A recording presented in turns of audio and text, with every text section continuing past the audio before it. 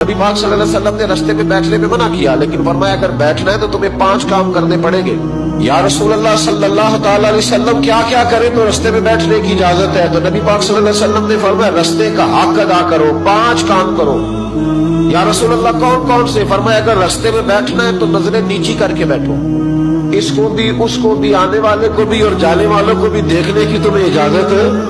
رستے میں بیٹھنا ہے تو بھی نظریں نیچی کر کے بیٹھو۔ رسول کریم علیہ السلام نے فرمایا رستے میں بیٹھنا ہے تو دوسری شرط تمہارے لیے یہ ہے کہ جتنی چیزیں تکلیف دینے والی رستے میں پڑی ہوگی وہ بیٹھنے والے نے اٹھانی ہے، تکلیف دہ چیزیں اٹھائے گا۔